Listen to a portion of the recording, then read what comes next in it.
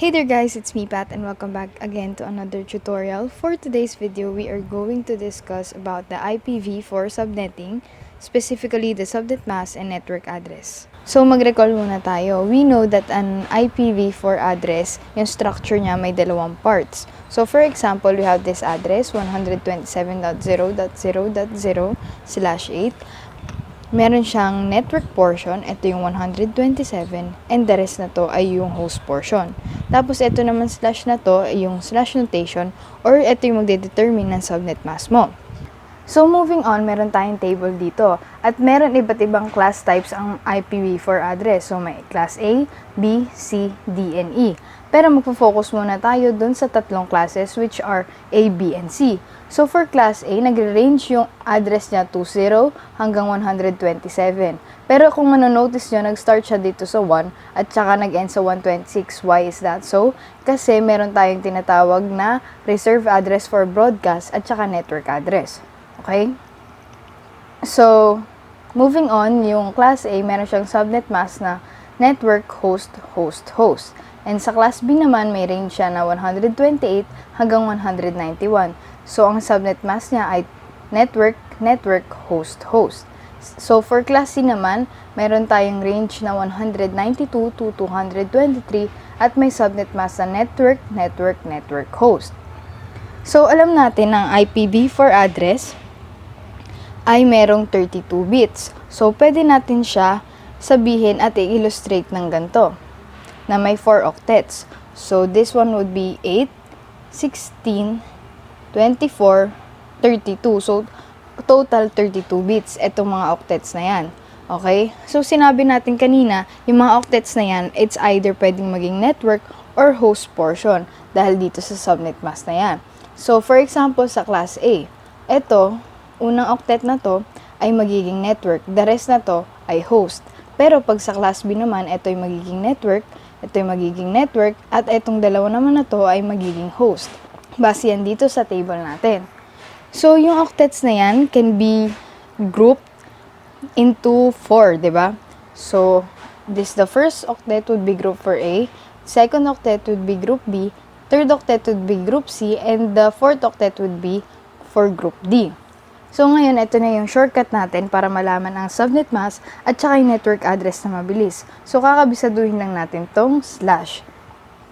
Itong slash na to, nagre-range sa 1 hanggang 32. So, may 1 hanggang 8, 9 to 16, 17 to 24, then 25 to 32. Tapos, meron silang corresponding subnet mask. So, ito yung mga 128, 192, 224, 240, 248, 252, 254, then 255. So, if you'll notice, etong 8 na yan, na subnet mask, ay repeated lang sa bawat octet. Okay? So, madali lang siya kabisaduhin. So, for example, sinabi, /18, ano yung subnet mask niya? Pupunta ka dito, /18, subnet mask niya is 192. So, what about /27? /27, pupunta ka dito, ang subnet mask niya ay 224. So, ganun lang yon. So, what about /8? Ang /8, ang subnet mask ay 255, and so on and so forth. So, let's proceed sa application. So, for example, meron tayong IP address na 172.240.19.9/17. Ngayon, ang need natin is to determine the class, the default subnet mask, the new subnet mask, and the network address. So, first is the class. So, pumunta tayo dito sa table na diniscuss natin kanina at etong kukuhaan natin yung nasa first one. So, first one is 172. We're going to find it here. So, nasa dyan yung range ng 172. That falls here, diba? So, nasa class B siya. Yan. Next naman is, i-determine natin ang default subnet mask niya. Ang default subnet mask niya, since class B siya, is this network, network, host, host. So, pag sinabi kong network, guys, ang subnet mask niya ay 255. Okay? Pero pag sinabi ko naman host, 0 siya. Okay. So, bali, ang default subnet mask nito, dahil network, network, host, host, ay 255, 255.0.0. Okay? Basta network, automatic 255. Pag host naman, automatic 0. So, ayan siya. Next naman is to determine the new subnet mask. Paano madidetermine ang new subnet mask? Dito yan madidetermine sa slash niya. So, sinabi ko kanina, di ba, ito yung graph natin. So, pumunta tayo sa slash 17, which is 128, na nasaan siya? Group C. So, bali, ang group A mo ay magiging 255.255. Tapos, kung nasan siyang group, dun lang mapapalitan siya. So, .128. Tapos, lahat ng after nun ay 0. So, ang new subnet mask mo ay 255.255.128.0. So, ayan. Next naman is the network address. To determine the network address, we will get the original IP and new subnet mask. So, i-end operation natin siya. So, ayan, yung original at saka yung new subnet mask. Pag in-end mo siya, ganyan siya. So, automatic, pag nakakita ka ng 255, automatic, kailangan kopyahin mo yung IP address na original. Pero kapag nakakita ka ng 0, automatic gagawin mo siyang 0. So, ito is kukopyahin ko lang 172. Copy. Next, kakopy. Since 255. Then, we'll leave this blank first. Then, would be 0. Okay? Kasi nga, 9 at 0 ay 0. Okay? So, yung nilive natin blank is 19 at saka 128. Etong dalawang to, yung 19 at 28, need natin i-binary. So, ayan. Lagay natin siya dito. So, paano ba siya i-convert sa binary? Meron tayong shortcut. Ito yon. Ito mga values na to ay nanggaling sa 2 raised to 0, which is 1, 2 raised to 1, which is 2, 2 raised to 2, which is 4, 2 raised to 3 is 8, and so on and so forth hanggang 2 raised to 7. Ayan, kasi yan yung complete octet, diba? Since ito hinahanap natin octet, okay? So, dapat 8 siya na binary, ganon. So, paano ka magkakaroon ng 19? So, mag-add ka na 16, 2, and 1. The rest ay 0. Okay? Paano ka magkakaroon ng 128? Ito, 128, and the rest is 0. So, ngayon guys, titignan mo yung parehas sila na may 1. Ito ba parehas ng 1? Wala. Ito ba parehas ng 1? Wala. Ito parehas ng 1? Wala. Ito ba parehas ng 1? Wala. Automatic, wala na din dito. So, walang kaparehas. Ibig sabihin, 0 siya. 0 yung parehas nila. So, ang magiging IP address mo would be 172.240.0.0. Okay? Ganon, kasi walang kaparehas. So, ayan. So, moving on to our second example would be this one, 64.84.74.244/11. First is determine the class. So, nasan dyan yung range na may 64. So, here. So, that means it belongs to class A. Now, the default subnet mask, since it's class A, will use this. Dahil isa lang yung network niya, ibig sabihin, ang network dyan ay 255.0, dahil host yun, 0, host 0, then 0. So, 255.0.0.0. So, ayan. Next naman is yung new subnet mask. Paano kuhanin ulit yung new subnet mask? Titingnan natin ang slash portion. Slash 11 dito sa graph na to, nasan siya?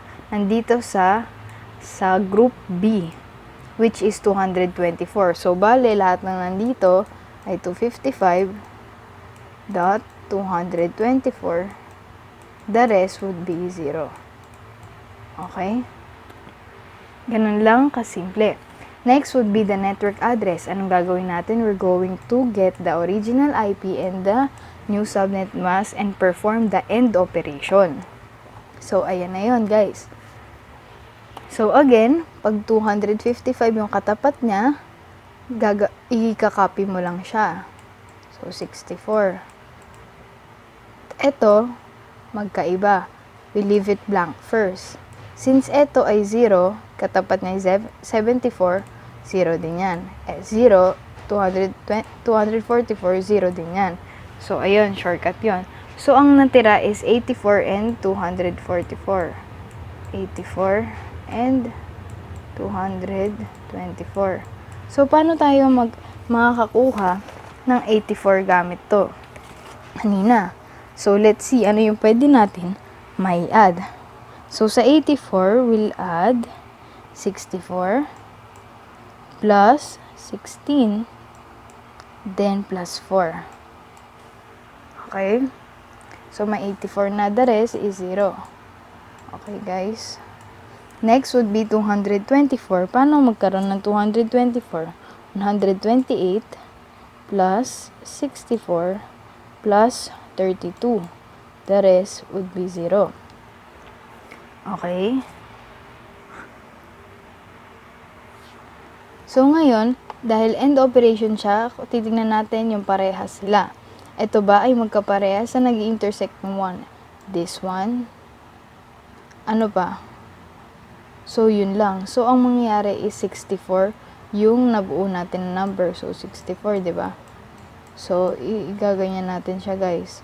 Bale, ang final na network address ay 64.64.0.0. So, that's it sa network address. And next one is this 154.142.63.75/29. So, first, determine the class. So, ano yung class yung 154? Nagpo-fall siya dito sa class B, right? So, that is class B. So, ang default subnet mask niya is this one, network, host. Or pag network, 255.255.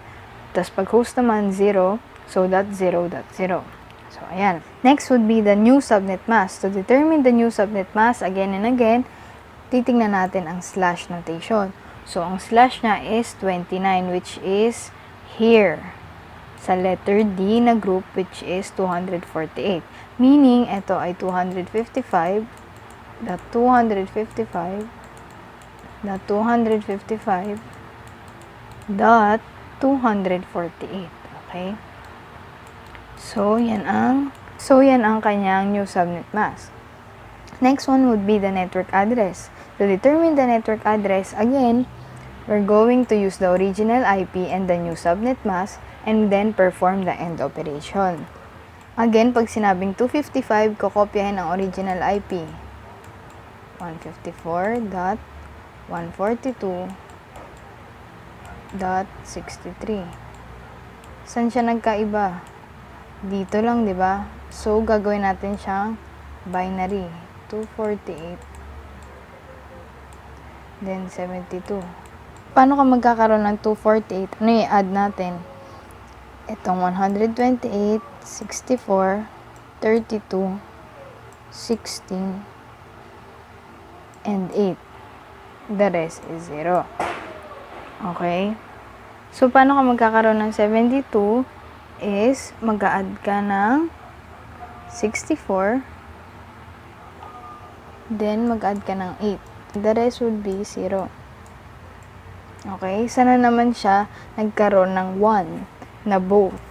So, 64 at saka 8. So, add lang natin sila.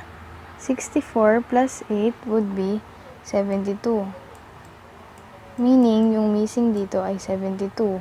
So, bale, ang network address mo ay 154.142.63.72. So, ayan yung network address mo. So, that's it guys. Thanks for watching and I hope na may natutunan kayo sa ating part 1 ng discussion ng IPV4 Subnetting.